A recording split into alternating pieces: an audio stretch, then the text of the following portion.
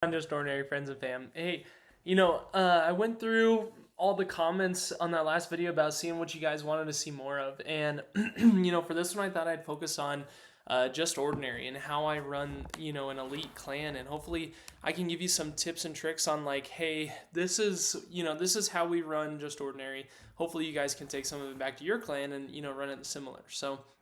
Um, just ordinary, right? It's been around for a very long time. I think we established in 2015, 2016, something like that. Long ago that even Clash of Stats doesn't even have anything on there. So it says about around 2015. So since then, obviously a lot's happened, right? So when you're running a clan, it's kind of funny because a lot of these mirror, like business or whatever professional organizations that you're in. It kind of matches that same process, right? So with this one, just ordinary, what I like to do is, we have like our goals and priorities, right? So our priorities are, like CWL, wars, esports, et cetera, et cetera. So you just go down the line and like, you establish, hey, like this is what we take the most serious, right? And in my perspective, from everything that I've done in just ordinary, it is CWL, right? CWL is number one. We try very hard every CWL. We try to get first every time. There's that one season September last time that kind of we got second place, which kind of sucks. But for the most part, it's and what we do is whenever it comes to CWL season, there's a few different things that we do.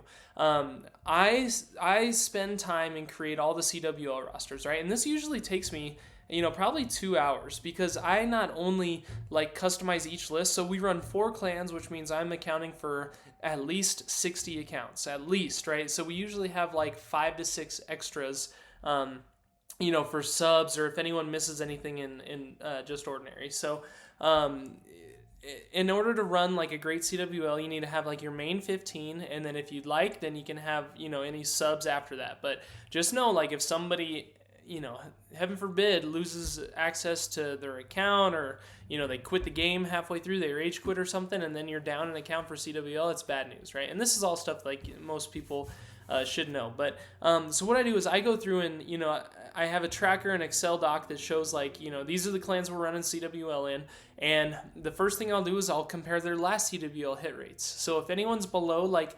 19 stars, then you're probably not ready for Champs 1, because Champs 1 you really need 20 and 21 stars, maybe a fail or two every day in order to win that league. So I'll go through and I'll scrub everyone's prior CWL stats from the previous month, just because that's the most accurate representation. And as long as like no nerfs or buffs or happen that's gonna drastically change, then it's fine. It's gonna be like a good CWL. The hit rate should be about the same. So yeah. So then with that, I will also check their war hit rates, because in just ordinary we track like everyone's hit rate. So the only thing we don't really track is Legend League hit rates, just because it's like not Legend League is Legend League. Some people just spam it to loot and that's it. Some people take it serious and push, but it kind of depends on the person. So yeah, and so I'll go through everyone's hit rates and make sure that we're good. And if there's anyone that's below, like typically, as I don't know, probably 75% hit rate, then I'll balance and juggle like, hey, are they actually ready for Champs 1, right? Now it's also like a little balance, because we also need 30 accounts in just ordinary and Warlock, because we run 2 Champs 1 teams. So depending on the accounts and their success rate, and I'll have like a genuine conversation with them and say, hey, do you think you're ready for Champs 1? Can you plan attacks? Can you wait, not rush? Can you do this, that, the other? And if they say yep, then okay. Then we'll put them in for Champs 1. So, and then basically, if you don't meet those 2 categories for or CWL, then we're just gonna throw you in either our Champs 2 or Champs 3 clans, which right now we don't even have any Champs 3 clans. It's just Champs 2, No Limit and War Worthy. So that's kind of how we roll for just ordinary on the CWL. And then from there, during CWL, you have those 15, maybe one person an extra account in there, and then if anyone fails, if anyone 1-stars, then they're benched. I mean, that's crazy. That's if you 1-star in CWL, oh, you don't belong in Just Ordinary.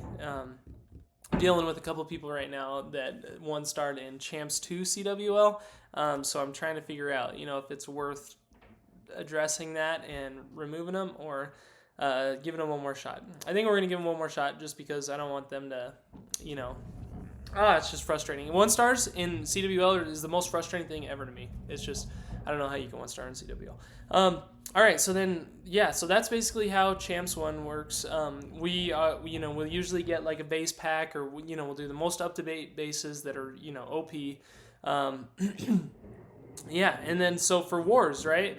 So for Wars, we do a very strict process. We, again, hit rates matter. You need to make sure that you're doing all your attacks. You're not waiting till the end of the war every time, because we've had issues with some people in the clan where they'll just wait until the end of the war where it's already a perfect war, and then they'll spam their attacks and loot. And it's like 1 team 1 fight. We're all together. We all have to play together, and we're not just gonna take advantage and loot every war.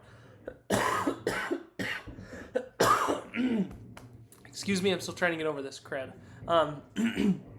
And so another couple things that you do for wars is if anyone misses attacks in a war, then I bench them for the next war. It's not anything against them, but hey, if you're going through something, if you aren't able to get your war hits in and at least give us like a heads up, then sorry, we're going to bench you for the next one. And, I hope that doesn't, you don't think less of us, but that's just the rules. If you're going to miss hits, and let's say we don't perfect war and it's down to the last hour and there's like, 4 accounts left and those people just like are sitting on the bench and not doing anything. And then, next thing you know, you lost the war, right? Well, we're not trying to create that culture. We're trying to, perfect war early and often. And so if you missed hits, and if your hit rate, I have a tracker, like I was saying about hit rates, and actually it's a manual tracker. I don't even like use these clash bots or whatever, but I'll, hand jam all this stuff to see like, hey, Emotican left 2 hits in the last hour, and he just spammed them and got 1-stars and just enough to loot, right? I'll track that. So if you have below a 50% hit rate, that's the standard, is 50% hit rate. If every war, if you have a 50% hit rate, it's a perfect war, right? That's a fact. So if you don't have a 50% hit rate, you are holding the clan back, right? We've had to let go many people, even multiple co-leaders, because they are under that 50% ratio, right? I'm not even going to name names, but we just had one co-leader who was 0-16. 0-16. Crazy. Especially in this meta, right? That's just wild. But anyway, that person is a long friend of mine, so I'm not going to go too much into it. But guys, so that's kind of the rules on wars, right? And we also, every time we spin a war, we don't want to get hunted. All the people, or not even hunted. Hunted doesn't even matter right now because it's just going to be a perfect war.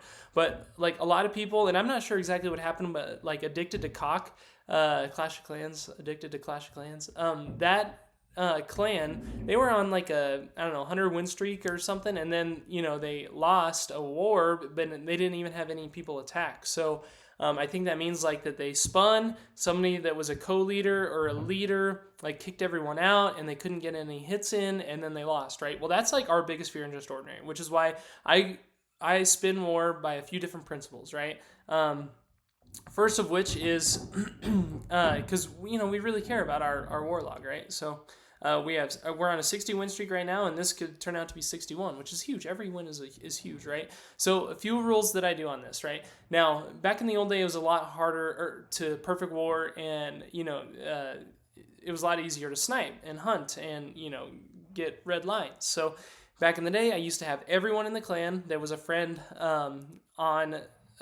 everyone in the clan had to be friends with me, so that way when I spun wars, I could see everyone that was online and make sure that like there was no trend analysis, like this guy was online when we matched this type of clan, or we got hunted by this guy, so I know he was online, so he was the link, right? So now that doesn't really matter. the way I look out for it is I just spin the war right away. I mean, the war ends, and if I'm not, I might wait like an hour or two, but I'll be online for that hour or two doing like Legend League hits or whatever the case is, so that way I know that nobody's gonna be like kicking my members out and bringing in like 5v5 Town Hall 10s or something like that. Yeah, I don't know, just the craziest things that could go on, but that's how toxic this last or back in the day was. So I definitely think that we're past that, but I mean that's literally how it was back in 2019, 2018, etc. So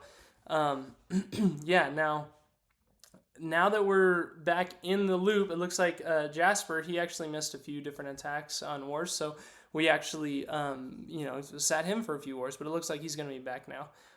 Yeah, and now another thing that I really don't care about is donations. Like, donations are great because it helps like the clan overall, because you're getting donations, people can attack, do Legend League, etc. But the reason why Just Ordinary is who we are is because of our success in attacking, whether that's CWL, Wars, Legends, you name it, right? That's why we're known. So I'm not gonna hold all these people accountable for just donating a ton when it really doesn't matter that much. Like, donations help the clan. I'm all about donating. I am a huge donator. I gem donations all the time. Like, I don't think I've donated regularly since they had the Season Pass 1 gem donation come out, and that was years ago. So I will say donations really don't matter that much in my eyes.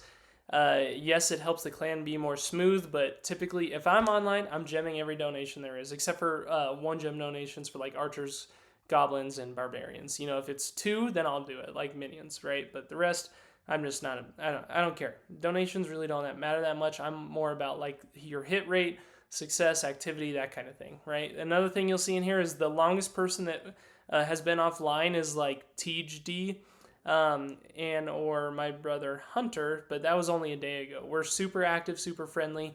We're doing friendly challenges all the time. When the new hard mode thing came out, we were really big into making sure that we were getting a lot of practices with hard mode, because I mean, that just it changes the game. So especially on our competitive team, we want to make sure that they're getting like a lot of practice and learning. It's a whole new game.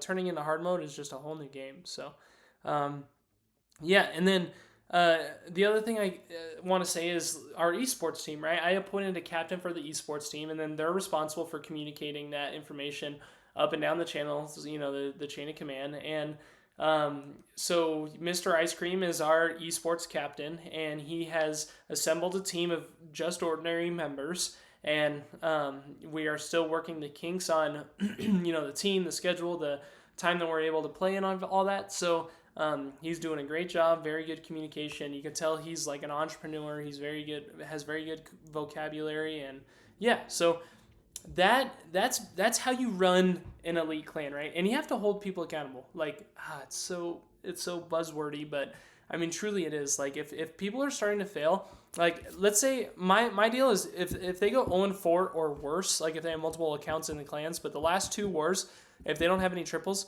I will go direct with that member and say, hey, your hit rate is bad. You either need to improve, we can move you to our farm clan warlock and do some wars, or you can step up and we'll go from there, right? So it's a whole different ball game. Here, let's see Smitty attack live. since there's only like two bases left in this war before it's end. Man, I hope you guys are feeling better, because man, I'm not. This sickness has been cruddy. So I hope this answers a lot of like your questions on Just Ordinary. Oh, a big thing that I forgot. We communicate mostly through Discord, right? So there needs to be one established like area that it's like your command and control. This is where you up and down channel information, disseminate information. This is where you have your expectations outlined, everything, right? It sounds just like a business model. So ours is Discord. So we use Discord. We have a channel, and one thing I'm going to start doing is also posting the link in these videos, so that way we have a community section, so you guys can all join in the community, and we'll post bases or post the YouTube replays, or we'll do a whole bunch of stuff. So that's something to maybe look out for in the near future. But yeah, so in that Discord, that's where I post our CWL rosters. That's where our leadership has a chat. So that way we can talk as, a leadership team and say, hey, this is what the scope is. This is what we want to do for the future. This is where we'll talk about like, hey, these people are underperforming. What do we need to do to tell them like, hey, you either need to pick it up or or it's GG, right? So yeah, anyway, that's Discord or Line or Signal, whatever you guys may use. You just need to have something that's going to be like an established area focal point to where you can communicate properly, and that's all it is. So let's see. I don't know. I think he'll probably end up getting this. He's already got the town hall down. The minion prince is still standing. That builder's hut's going to go down. Yeah, it'll go down.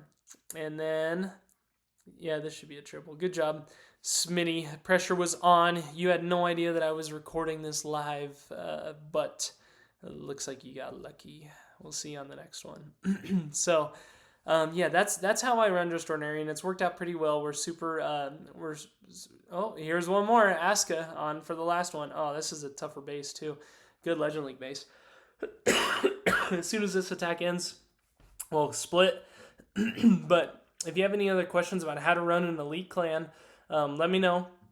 Another thing that we do is typically we'll take care of like Legend bases. We'll also do some like friendly tournaments. We'll do Legend League push payouts for end of season. So, to keep members motivated and active, if they want to, push Legend League and the top, 5 people will get a cash reward, then we do that also. So, there's a whole lot of different like ways to keep your members active and involved, and keep the clan running as best as possible. So yeah, I'm trying to think, guys. That's really how we run the clan. It's a lot of admin work. I mean, it's a ton of admin work. Like, keeping charge of hit rates, hand jamming all that information, making sure that you're providing bases to the members. Like that's, for wars, whenever we get matched with hard wars, we'll, kind of look to see how many, what league they're in for CWL. And if they're in a high league, then, we'll do 100% base scrub. So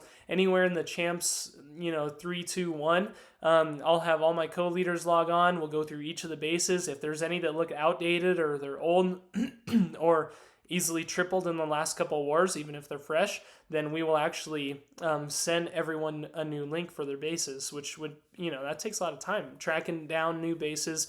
And they're nothing like special, really. They'll be like, I don't know, maybe just Legend League bases or anything that looks tougher that we've, witnessed for a while and just wanted to push out. But, ooh, Aska didn't know that we were watching him, and he failed. Uh-oh. Looks like he quit early too. That's a bummer. All right. Well, Aska, you're going to see that on YouTube. But sorry for spotlighting the fail. You just happened to be in the time and place, man. All right, guys. That's how I run Just Ordinary. I hope this helps you run your elite clans. Let me know if you have any other questions. This is one thing that I take very, very, very seriously, is running a very successful Call of Duty clan, and this is how we do it. So I can get into more details about like how we recruit, on how we do other details like that. A lot of times recruiting is just by like who I know everyone in the clan right now is just super OP. So if they have friend recommendations, I'll hold them like, hey, like, are they good? Like, truthfully, and if so, then let's bring them on. Let's give them a little test run, see how it goes. Do some friendly challenges, etc., etc. So, all right, guys, that's all I've got for this on how to run an elite clan. But let me know if there's any other questions in the comments. I will get to them. I respond to every single message except for one that was on the last video because it was kind of weird. But anyway, yeah, you guys can go back and look at that one if you want. Anyway, that's all I've got for this. I hope it helps. Let me know if you have any questions.